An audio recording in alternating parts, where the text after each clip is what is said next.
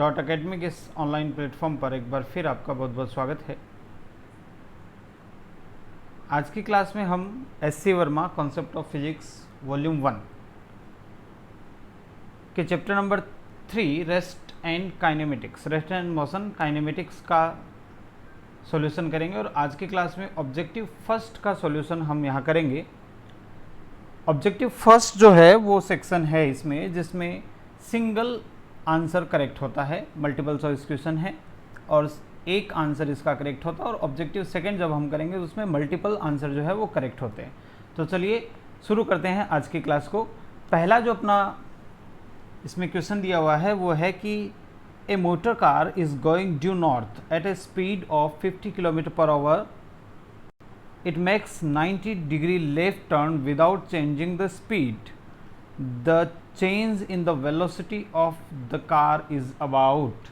यहाँ पर कुछ कहानी ये है कि वो ये कह रहा है कि एक मोटर बोट है, मोटर कार है और वो उसकी स्पीड वगैरह दे रखी है और जो जैसा डायग्राम में जैसा क्वेश्चन में कहा है उसके हिसाब से हम डायग्राम्स को नोट करते हैं। तो देखिए इसमें अपना जो कॉन्सेप्ट हुआ वो ये हुआ कि सबसे पहले वो इस तरह से नॉर्थ साउथ डायरेक्शन को हम थोड़ा सा बना लेते हैं। यहाँ पे ये नॉर्थ डायरेक्शन है, ये साउथ है, ये ईस्ट है और ये वेस्ट है। और अब जो अपने को ये कह रहा है कि सबसे पहले वो नॉर्थ डायरेक्शन में जा रहा है 50 किलोमीटर पर आवर। तो देखिए यहाँ कुछ यूँ है कि ये 50 किलोमीटर पर आवर इस नॉर्थ डायरेक्शन में गया, तो ये इसकी पहला इसका मोशन इस डायरेक्शन में दे रखा है। उसके बाद में ये 90 डिग्री लेफ़्ट टर्न करता है, तो 90 डिग्री लेफ़्ट टर्न करेगा और उसके बाद में उतनी ही स्पीड से चलेगा, तो ये इस डायरेक्शन में जाएगा। 90 डिग्री लेफ़्ट टर्न का मतलब है ये इस डायरेक्शन में जाएगा 50 किलोमीटर पर आवर और ये वेस्ट में हो गया। अब ये कह रहा है कि इसकी वेलोसिटी में चेंज कितना है। तो देखिए सबसे पहले ये आपको इसकी इनिशियल वेलोसिटी दे रखी थी, वो दे रखी थी 50 kilometre per our due north. और उसके बाद में जो फाइनल वेलोसिटी इसकी दे रखी है वो दे रखी है 50 kilometre per our due waste आ जाएगा ये। तो चेंज इन वेलोसिटी क्या होगा? तो what is the change in velocity? Change in velocity is equals to velocity final minus velocity initial. Final velocity में इनिशियल वेलोसिटी को घटा देंगे तो हमारे पास चेंज इन वेलोसिटी आएगा। तो ये कुछ यूँ अपने पास इसमें इक्वेशन यूँ बन रही है कि डेल्टा वी की वैल्यू अपने पास ये कैलकुलेट होके आ रही है 50 और ये है वेस्ट की तरफ और माइनस आ रहा है 50 ये आ रहा है नॉर्थ की तरफ। ये हमारी इक्वेशन बनी। अब इसमें देखो हम ऐसा कर सकते हैं कि हम 50 वेस्ट इसको ऐसा छोड़ के यहाँ पे प्लस लगा लेते हैं और ये लिख लेते हैं -50 नॉर्थ। ये हमारी एक इक्वेशन बनी। हमें इसका मैग्नीट्यूड निकालना है तो हमारे पास इसकी चेंज इन द वेलोसिटी आ जाएगी। अब कहानी ये है कि देखिए हमने क्या चेंज किया, हमने चेंज ये किया कि -50 नॉर्थ को हमने इस तरह से प्लस जो है वो -50 लगा दिया। इससे होगा क्या? इससे ये डायग्राम में ये चेंज आ जाएगा कि देखिए ये तो आपके पास वैसा का वैसा ही है, ये 50 kilometre per our due waste जो दे रखा है ये तो ऐसा है कैसा ही है। आपको -50 नॉर्थ लिखना है। तो देखिए इसमें वेक्टर में आपको पता होगा कि जैसे ये इस डायरेक्शन में 10 है तो हम इसको इस डायरेक्शन में -10 लिख सकते हैं। तो इस वाले पार्ट को आपको माइनस बनाने के लिए इसकी डायरेक्शन चेंज करनी पड़ेगी और डायरेक्शन चेंज करते ही ये डायग्राम कुछ यूँ बनेगा, ये इधर आ जाएगा। ये हो गया 50 किलोमीटर नॉर्थ की जगह -50 किलोमीटर पर आवर नॉर्थ हो गया। भाई हमने इसको डायरेक्शन चेंज करके माइनस बना लिया। अब देखिए यहाँ पर ये एक पैरेललोग्राम जो है वो बन रहा है और पैरेललोग्राम का जो डायगोनल है, ये वाला जो डायगोनल है ये हमें इन दोनों के रिजल्ट को दे देगा। मतलब इस इक्वेशन 1 नाम दे देते हैं। इस इक्वेशन का रिजल्ट जो है वो ये डायगोनल देगा जो इस डायग्राम में हमने रेड कलर से ड्रॉ कर रखा है। और ये साफ साफ दिख रहा है कि दो वेक्टर को जोड़ने का सिंपल सा जो लॉजिक है, तो डेल्टा वी का जो मैग्नीट्यूड आएगा वो आएगा अपने पास कितना, √(a²). दो किसी भी वेक्टर को जोड़ने का यही तरीका होता है, a² + b² 2ab cos θ। तो दो वेक्टर को हमने इस तरीके से जोड़ दिया तो यहाँ से ये कुछ यूँ बनेगा कि डेल्टा वी की जो वैल्यू आएगी वो आएगी कितनी, रूट ऑफ ए की वैल्यू जो है वो कितनी है 50, तो ये बनेगा 50 का स्क्वायर, प्लस बी की वैल्यू भी कितनी है 50, तो ये भी बनेगा 50 का स्क्वायर, और ये जो तीसरा वाला पार्ट है ये वाला पार्ट ये ज़ीरो हो जाएगा। ये ज़ीरो क्यों हो जाएगा, ये ज़ीरो इसलिए हो जाएगा क्योंकि थीटा इजकल्स टू कितना है 90 डिग्री, दोनों एक दूसरे के परपेंडिकुलर है, और ऐसी स्थिति में कॉस थीटा की जो वैल्यू है वो कितनी मिलेगी अपने को, ज़ीरो। तो अब अपने पास ये जो डेल्टा वी आया, तो ये डेल्टा वी क्या बनेगा, ये डेल्टा वी बनेगा रूट ऑफ 2 इंटू 50 स्क्वायर, इस तरह से बन जाएगा ये। अब इसमें देखिए आगे इसको अपन सोल्व करें तो ये वैल्यू अपने पास डेल्टा वी की जो वैल्यू बनेगी, चेंज इन द वेलोसिटी की जो वैल्यू बनेगी वो बनेगी डेल्टा वी इजकल्स टू 50√2, और √2 की वैल्यू हम लिखें तो √2 की वैल्यू अपने पास आ जाएगी 1.4, और इसको कैलकुलेट करेंगे तो ये बनेगी 70 किलोमीटर पर आवर। ये इसकी चेंज इन द वेलोसिटी है, लेकिन अपने को डायरेक्शन भी देखनी पड़ेगी। तो इसमें देखिए रिजल्टेंट जो है वो दोनों के साथ सेम एंगल बनाएगा। क्यों बनाएगा, क्योंकि दोनों का जो एम्पलीट्यूड है वो सेम है, मैग्नीट्यूड जो है वो सेम है, इसलिए ये दोनों के साथ सेम एंगल बनाएगा, ठीक बीच में रहेगा, यानी ये 45 डिग्री पे रहेगा। ऐसी कंडीशन पर ये जो बीच की जो डायरेक्शन हो जाएगी ये हो जाएगी साउथ वेस्ट डायरेक्शन, क्योंकि ये जो डायरेक्शन है ये साउथ है और ये जो डायरेक्शन है वो अपनी वेस्ट है, तो ये साउथ वेस्ट डायरेक्शन हो जाएगी। तो अपना जो चेंज इन द वेलोसिटी आया वो 70 kilometre per our in the south west direction, ये अपना सही आंसर है। तो इसके हिसाब से हम ऑप्शन चेक करें तो हमारा जो ऑप्शन बनेगा वो बी ऑप्शन इसमें सही रहेगा। तो इसका जो सही आंसर है वो अपना है B option, 70 kilometre per hour towards south west direction. तो ये हमारा पहला क्वेश्चन हो गया। चलिए नेक्स्ट को देखते हैं।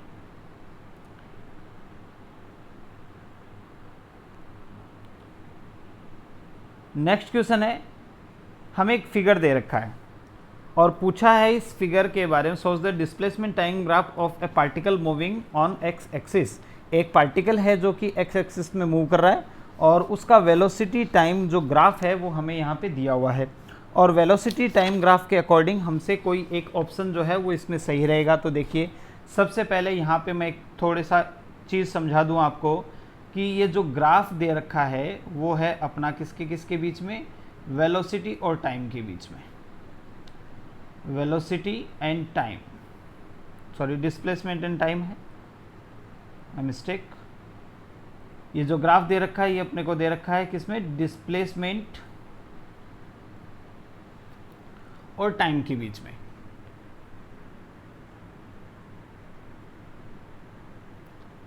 डिस्प्लेसमेंट एंड टाइम, इन दोनों के बीच में अपने को ये ग्राफ जो है वो दे रखा है। अब इसमें एक चीज़ देखिए, बड़ा ही इंपॉर्टेंट पॉइंट है यहाँ पर, देखिए क्या पॉइंट है। आपका जो ग्राफ है एक्सटी जो ग्राफ है, उस ग्राफ की, इस ग्राफ की जो स्लोप है वो रिप्रेजेंट करती है किसको, वेलोसिटी को। अब देखिए यहां पे इस ग्राफ को दोबारा से बना के थोड़ा सा समझते हैं। इसमें क्या क्या चीज़ अपने को दिखाई देती है, तो ये x है, t है, और ये ग्राफ जो ड्रॉ किया हुआ वो इस तरह से ड्रॉ किया हुआ है, और ये जो टाइम है वो t0 टाइम है। तो सबसे पहले देखिए कि जब टाइम 0 से t0 के बीच में होगा, यानी ये वाला पार्ट होगा, ये वाला पार्ट टाइम का, इस समय टाइम के रेस्पेक्ट में जो है वो लगातार x बढ़ रहा है, और ये ग्राफ आपको इस तरह से मिल रहा है स्ट्रेट लाइन, और स्ट्रेट लाइन की जो है स्लोप जो है वो कांस्टेंट रहती है। तो ध्यान से देखिए कि 0 से t0 टाइम, इस टाइम के इंटरवल में इस ग्राफ की जो स्लोप है वो कांस्टेंट है। स्लोप आ रही है वो क्या आ रही है, कांस्टेंट आ रही है, और कांस्टेंट स्लोप का मतलब हो गया चूंकि एक्सटी ग्राफ की जो स्लोप है वो किसको रिप्रेजेंट करेगी, वेलोसिटी को रिप्रेजेंट करेगी। दैट मीन्स इस टाइम इंटरवल में इस पार्टिकल की जो कि एक्स एक्सिस में मूव कर रहा है उसकी वेलोसिटी कांस्टेंट होगी। और इसके बाद में, यानी जब टाइम आपका t0 से ज़्यादा हो जाएगा, इसके बाद में देखिए x चेंज ही नहीं हो रहा, एकदम स्ट्रेट इस तरह से आ रहा है, यानी एक्सचेंज नहीं हो रहा। और ऐसा तभी हो सकता है जब वो रेस्ट में आ गया हो। एक्सचेंज नहीं होने का मतलब वो किस में आ गया हो, रेस्ट में आ गया हो। तो हमें यहाँ से ये कंक्लूजन मिला कि 0 से टी नोट टाइम तक तो ये कांस्टेंट वेलोसिटी से मूव कर रहा था, है ना, और टी नोट टाइम के बाद में ये किस में आ गया, रेस्ट में आ गया, स्टेबल हो गया। तो इस हिसाब से हमारा जो ऑप्शन डी है वो सही रहता है। इसमें करेक्ट आंसर होगा जो है ऑप्शन डी, कि particle moves at a constant velocity up to a time t nought and then stops.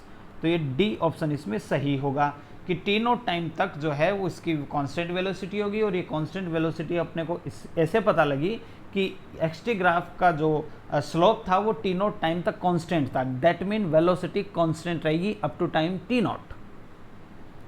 चलिए, तो इसमें डी ऑप्शन करेक्ट हो गया। नेक्स्ट हम जो है इसमें नेक्स्ट क्वेश्चन देखते हैं क्या अपना। अगला क्वेश्चन है, particle has a velocity u towards east at time. मतलब एक कोई पार्टिकल यहाँ है और इस पार्टिकल की वेलोसिटी इस डायरेक्शन में, यहाँ इस डायरेक्शन में है और u वेलोसिटी है, और इस समय टाइम जो है वो t इक्वल्स टू 0 है, और साथ में कह रहा है its acceleration is towards the west. इस पर जो एक्सेलरेशन है वो इस डायरेक्शन में है, कितना है हमें ये नहीं दे रखा, तो चलिए एक बार के लिए हम इसको a मान लेते हैं, towards west and its constant. Let XA and XB the magnitude of displacement in the first 10 second and the next. ये कह रहा है कि शुरुआत के 10 सेकेंड में जो इसका डिस्प्लेसमेंट है वो XA है, और अगले नेक्स्ट 10 सेकेंड में इसका जो डिस्प्लेसमेंट है वो XB है। अब यहाँ पे कुछ यूँ होगा कि ये सबसे पहले इस डायरेक्शन में मूव करेगा। कब तक मूव करेगा? जब तक कि इसकी वेलोसिटी 0 ना हो जाए, क्योंकि इसकी वेलोसिटी और इस पर जो एक्सेलरेशन काम कर रहा है ये दोनों एक दूसरे के ऑपोजिट डायरेक्शन में, दैट मीन्स इसकी वेलोसिटी लगातार डिक्रीज होगी।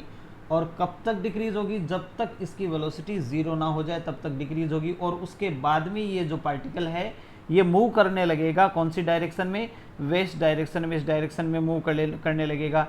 लेकिन ये काम कितने समय बाद होगा, वो कितने समय बाद इस डायरेक्शन में अपनी वेलोसिटी को 0 एक्वायर कर लेगा, इसके लिए हमें u एंड a के डाटा पता होने चाहिए। जब तक हमें u और a के डाटा पता नहीं होंगे हम ये बात डिफाइन नहीं कर सकते कि कितनी देर बाद इसकी वेलोसिटी 0 होगी और ये कितनी देर बाद उसके ऑपोजिट डायरेक्शन में मूव करने लग जाएगा। दैट मीन्स हम XA एंड XB में कोई रिलेशन तब तक फाइंड आउट नहीं कर सकते जब तक हमें ये दोनों डाटा पता ना हो। इस क्वेश्चन में हमें ऐसा कोई डाटा नहीं दे रखा, दैट मीन्स डी ऑप्शन इसका सही हो जाएगा कि data the information is insufficient to decide the relation of XA and XB। इसमें डी ऑप्शन सही होगा। यदि हमें U और A का पता होता, उसकी वैल्यू पता होती, तब हम इसको डिफाइन कर सकते थे, लेकिन ऐसा इस क्वेश्चन में कुछ भी नहीं दिया हुआ। चलिए नेक्स्ट क्वेश्चन देखते हैं। नेक्स्ट क्वेश्चन कह रहा है, a person travelling on a straight line moves with a uniform velocity v1 for the some time. सबसे पहले ये कह रहा है कि जो यहाँ से मान लीजिए कि कोई पार्टिकल है, पर्सन है, वो ट्रेवल कर रहा है, और कितनी वेलोसिटी से ट्रेवल कर रहा है? v1 वेलोसिटी से ट्रेवल कर रहा है। कितने टाइम तक ट्रेवल करेगा? t टाइम तक ट्रेवल करेगा। ये कुछ टाइम तक, तो हमने इस टाइम को t मान लिया। फिर कह रहा है and with uniform velocity v2 for the next equal time. इतने ही समय, यानी जो पहला समय हमने t माना है, इतने ही समय तक ये कितनी वेलोसिटी से चलेगा? v2 वेलोसिटी से चलेगा, और फाइनली अपने गोल तक पहुंच जाएगा। वो कह रहा है the average velocity v is given by. तो देखिए यहाँ पे ध्यान से सुनिए, अपने को एवरेज वेलोसिटी इस टाइम पीरियड में कैलकुलेट करनी है, और एवरेज वेलोसिटी का जो डेफिनेशन है वो है कि टोटल डिस्प्लेसमेंट निकाल लो, टोटल डिस्प्लेसमेंट निकालो और डिवाइडेड बाय करो इसको टोटल टाइम, जो भी इसमें लग रहा है टोटल टाइम। अब देखिए पहला पार्ट जो है, जो यानी यहाँ से लेकर इस पॉइंट से लेकर इस पॉइंट तक का, ये फर्स्ट पॉइंट नाम दे देता हूँ, ये सेकंड पॉइंट नाम दे देता हूँ। ये जो पहला पार्ट है इसके डिस्प्लेसमेंट को हम x मान लेते हैं, और ये जो दूसरा पार्ट है 2 और 3 के बीच में, इसके डिस्प्लेसमेंट को हम x2 मान लेते हैं। तो v एवरेज यानी एवरेज वेलोसिटी को हम v लिख लेते हैं। इसकी वैल्यू अपने पास बनेगी total displacement that is x1 plus x2, what is the total time that is v2। और x1 की वैल्यू हम सॉल्व कर सकते हैं कि x1 क्या है? डिस्प्लेसमेंट है, और डिस्प्लेसमेंट इज इक्वल्स टू क्या होता है? Velocity into time. तो पहले वाला पार्ट में x1 is equals to v1t आएगा, और x2 इज इक्वल्स टू जो आएगा वो आएगा v2t। तो हम इन दोनों वैल्यूज़ को यहाँ रखें तो ये बनेगा v1t plus v2t divided by 2t। तो यहाँ से t जो है वो कॉमन आके कट जाएगा, कैंसिल आउट हो जाएगा, और कैंसिल आउट होके अपने को जो वैल्यू बनेगी वी एवरेज की वो बनेगी v1 प्लस v2 बाई 2। ये इस जर्नी में ये जिस जर्नी की क्वेश्चन में बात हो रही है उसमें एवरेज जो वेलोसिटी आएगी वो आएगी v1 प्लस v2 बाई 2। तो ये ऑप्शन हमारा सही हो जाएगा, इसमें ए ऑप्शन इसमें करेक्ट हो जाएगा। चलिए नेक्स्ट क्वेश्चन देखते हैं। नेक्स्ट क्वेश्चन में इसमें ए पर्सन जो है travelling on a straight line moves with a uniform velocity v1 for a distance x। ये सबसे पहले अपने से कह रहा है कि ये जो पर्सन है, ये जो भाई साहब चल रहे हैं, ये x डिस्टेंस तक जो है वो v1 वेलोसिटी से चलते हैं and with a uniform velocity v2 for the next equal distance, और इतनी ही डिस्टेंस तक आगे जो है वो v2 वेलोसिटी से चलते हैं। पूछा है कि इसमें अपने को टोटल कितनी एवरेज वेलोसिटी मिलेगी। तो अभी भी एवरेज वेलोसिटी का वही फॉर्मूला है। एवरेज वेलोसिटी कितनी हुई? एवरेज वेलोसिटी हो जाएगी टोटल डिस्प्लेसमेंट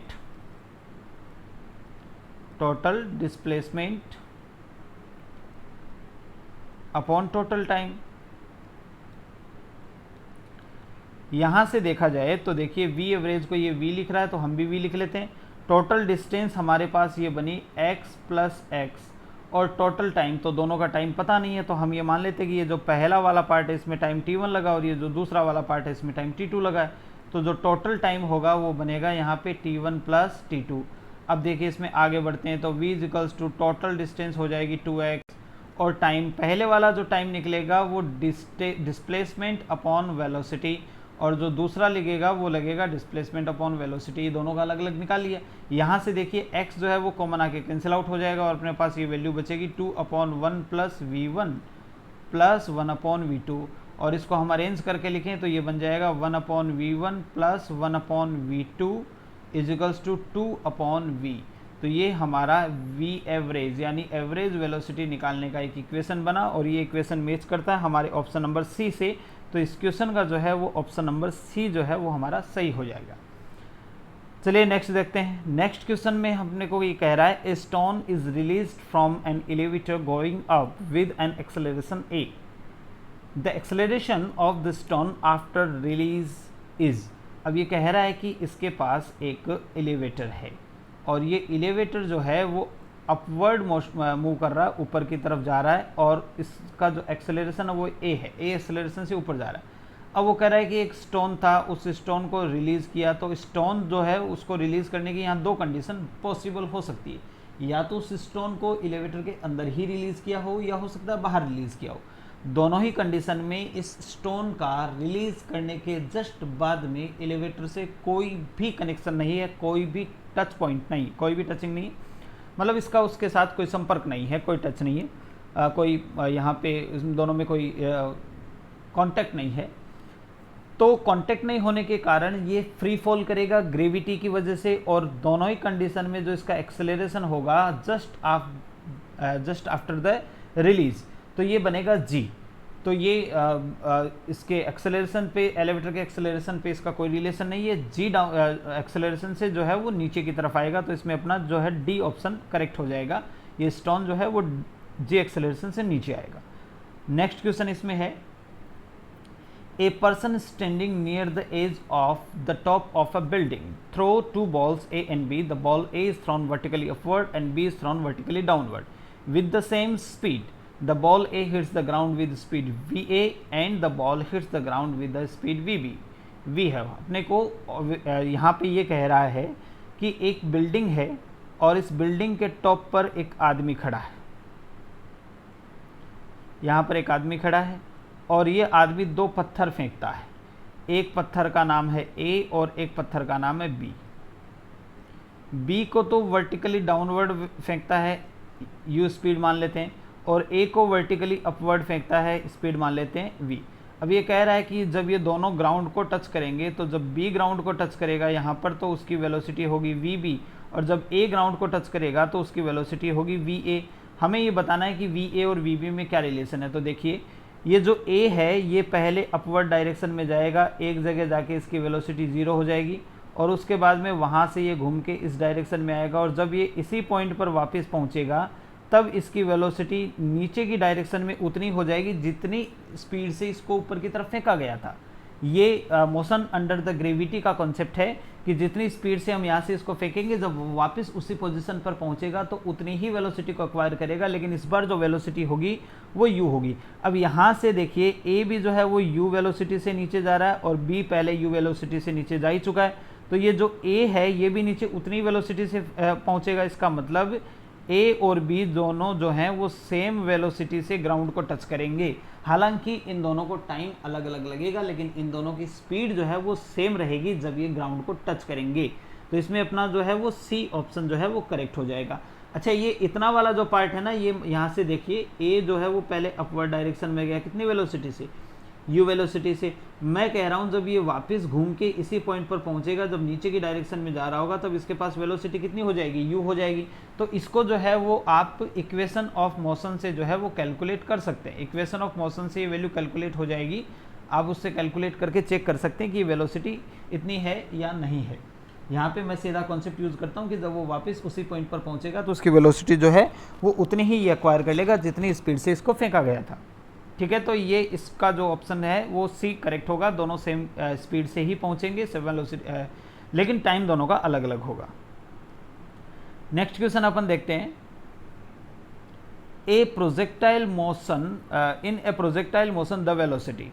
अब ये प्रोजेक्टाइल मोशन के वेलोसिटीज की बात कर रहा है, एक्सेलरेशन के साथ रिलेशन की बात कर रहा है। तो हम एक प्रोजेक्टाइल मोशन का एक पार्ट बना लेते हैं कि ये हमारे पास एक प्रोजेक्टाइल मोशन का पार्ट है। इस तरह से एक प्रोजेक्टाइल फेंका गया था। अब यहाँ पे मैं 3 अलग अलग पॉइंट बनाता हूँ, एक इस जगह की बात कर लेते हैं, एक इस जगह की बात कर लेते हैं और एक इस जगह की बात कर लेते हैं। तीनों ही जगह जो एक्सेलरेशन है वो डाउनवर्ड डायरेक्शन में आएगा, वर्टिकली डाउनवर्ड डायरेक्शन में आएगा, और वो एक्सेलरेशन ग्रेविटी के एक्सेलरेशन यानी g के इक्वल होगा। और वेलोसिटी जो है वो हमेशा वेलोसिटी जो है वो टेंजेंट के अलोंग होगी। तो यहाँ पर वेलोसिटी इधर है, यहाँ पर वेलोसिटी इधर है और यहाँ पर वेलोसिटी जो है वो इधर है। अब देखिए, सबसे पहला वो कह रहा है is always perpendicular to the acceleration. पहला ऑप्शन ये कह रहा है कि ऑलवेज परपेंडिकुलर होगा एक्सेलरेशन के वेलोसिटी, लेकिन ऐसा नहीं है क्योंकि पॉइंट नंबर 1 और पॉइंट नंबर 3 पर जो वेलोसिटी है वो एक्सेलरेशन के परपेंडिकुलर नहीं। बी ऑप्शन में कह रहा है is never perpendicular to the acceleration. ये भी गलत बात है क्योंकि पॉइंट नंबर 2 पे जो है वो वेलोसिटी और एक्सेलरेशन एक दूसरे के परपेंडिकुलर आ रही है, मतलब ये दोनों ही ऑप्शन जो है वो गलत है। सी ऑप्शन ये कह रहा है is perpendicular to the acceleration for one instant. ये ऑप्शन सही है। एक इंस्टेंट ऐसा होगा जब वेलोसिटी और एक्सेलरेशन जो उस ऑब्जेक्ट पर लग रहा है वह दोनों एक दूसरे के परपेंडिकुलर होंगे, और वो पॉइंट कौन सा होगा, वो पॉइंट होगा highest point of the projectile. Projectile जब अपने हाईएस्ट पॉइंट पर पहुंचेगा उस समय उसकी वेलोसिटी और जी एक दूसरे के परपेंडिकुलर होगी। तो इस क्वेश्चन का जो सही आंसर है वो सी है कि एक बार ऐसा होगा जब उसकी वेलोसिटी और उसका एक्सेलरेशन एक दूसरे के परपेंडिकुलर होंगे।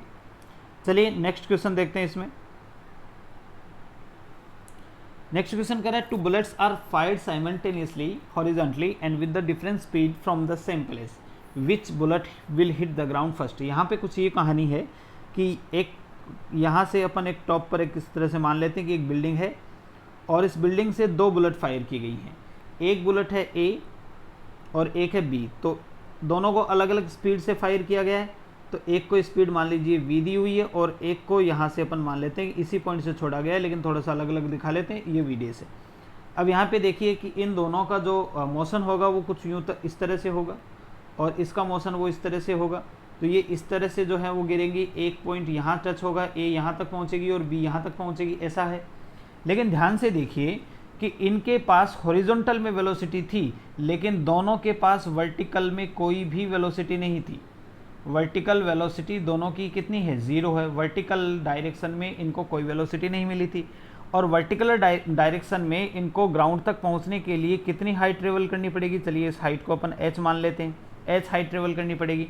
तो दोनों के लिए मैं second equation of motion apply करके देखता हूँ। सेकेंड इक्वेशन ऑफ मोशन ये अप्लाई करके देखते हैं। क्या है second equation of motion? Second equation of motion है s is equals to ut plus half at square. देखिए भाई, दोनों जो बुलेट हैं उनकी initial velocity in the perpendicular direction is 0, क्योंकि दोनों को जो वेलोसिटी दी गई थी वो हॉरिजॉन्टल में दी गई थी, और हाइट कितनी ट्रेवल करनी है, तो s और initial velocity 0 plus half g और यहाँ पे t स्क्वायर, दोनों एक्सेलरेशन जो है वो ग्रेविटी से नीचे आएंगे। यहाँ से ये जो t की वैल्यू अपने पास आएगी वो आएगी रूट ऑफ 2h/g। तो देखिए दोनों की जो है वो टाइम, ग्राउंड को हिट करने में टाइम जो है वो दोनों को सेम लगेगा, यानी दोनों जो हैं वो एक दूसरे के साथ ही सेम टाइम पर ही ग्राउंड को टच करेंगी। हालांकि दोनों की रेंज अलग अलग होगी, एक इस रेंज को इस रेंज तक पहुंचेगा और एक जो है वो इस रेंज तक पहुंचेगा। दोनों की रेंज अलग अलग होगी दोनों बुलेट की, लेकिन ग्राउंड को सेम ही टाइम में टच करेगी। तो इसमें जो ऑप्शन होगा वो होगा बोथ विल रीच साइमल्टेनियसली, ये सी ऑप्शन इसमें करेक्ट रहेगा। नेक्स्ट क्वेश्चन देखते हैं। The range of a projectile fired at angle of 15 degree is 50 meter. If it is fired with the same speed at angle of 45 degree, its range will be। देखिए range का जो formula होता है वो होता है r is equals to u square sine 2 theta upon g, ये range का फॉर्मूला है। इसको दोनों अलग अलग कंडीशन के लिए हम कैलकुलेट कर लेते हैं। पहले 15 डिग्री के लिए कैलकुलेट करते हैं, तो r इजिकल्स टू कितना आया, यू स्क्वायर साइन थीटा की वैल्यू 15 रखेंगे तो यहाँ 30 डिग्री बनेगी अपॉन जी। अब ये कह रहा है इस रेंज की वैल्यू 50 है तो इसको 50 लिख देते हैं, इजिकल्स टू कितना आया, यू स्क्वायर की वैल्यू अपने को पता नहीं, साइन 30 डिग्री की वैल्यू 1/2 और जी। यहाँ से देखिए यू स्क्वायर बट्टा जी की जो वैल्यू कैलकुलेट होके आ रही है वो आ रही है 100 मीटर। यहाँ से ये कुछ सॉल्व हुआ। अब अपन 45 डिग्री के लिए रेंज कैलकुलेट करते हैं, तो r की वैल्यू क्या बनेगी, यू स्क्वायर साइन थीटा की जगह 45 रखेंगे तो यहाँ 90 बनेगा डिवाइडेड बाय z। तो r इजिकल्स टू कितना बनेगा, ये यू स्क्वायर बट्टा जी, यानी यहाँ के लिए आपको जो रेंज निकालनी है वो वैल्यू आएगी यू स्क्वायर बट्टा जी। तो r की वैल्यू देखो, यू स्क्वायर बट्टा जी की वैल्यू हम पहले ही कैलकुलेट कर चुके हैं, कितनी आएगी, तो सेकेंड कंडीशन के लिए जो रेंज आएगी वो आएगी 100 मीटर। तो ऑप्शन इसमें जो है वो हमारा डी ऑप्शन सही हो जाएगा। 45 डिग्री के लिए फेंका जाएगा तो ये 100 मीटर रेंज तक जाएगा। चलिए नेक्स्ट देखते हैं। इसमें ये कह रहा है two projectile A and B are projected with angle of projection 15 degree and for the projectile A and 45 degree for the projectile B if RA and RB the horizontal range for the two projectile। अब ये कह रहा है कि दो projectile थे उसके पास, हॉरिजॉन्टल रेंज का फॉर्मूला अभी भी वही है इसके, u square sine 2 theta upon g. पहले इसको A के लिए कैलकुलेट करते हैं और उसके बाद में B के लिए कैलकुलेट करेंगे। तो A के लिए कैलकुलेट किया तो R A इजिकल्स टू, अब यहाँ पे हमें ये नहीं कहा गया है क्वेश्चन में कि इन दोनों को सेम स्पीड से ही फेंका गया है, ये स्टेटमेंट हमें यहाँ नहीं दिया हुआ। इसका मतलब एक की स्पीड को हम a लिख लेते हैं कि ये यू ए स्क्वायर बना, साइन 15 डिग्री रखें तो ये बनेगा 30 डिवाइडेड बाय g। तो ये वैल्यू कुछ यूँ बनेगी R A equals to u A square upon 2g, यदि मैं 30 डिग्री की वैल्यू रख दूँ तो। और आर बी के लिए मतलब दूसरे वाले ऑब्जेक्ट के लिए जो बनेगा वो आर बी इजिकल्स टू यहाँ क्या बनेगा, u B square sine 45 degree के लिए फेंका है तो जाहिर सी बात है यहाँ 90 बन जाएगा अपॉन जी बनेगा।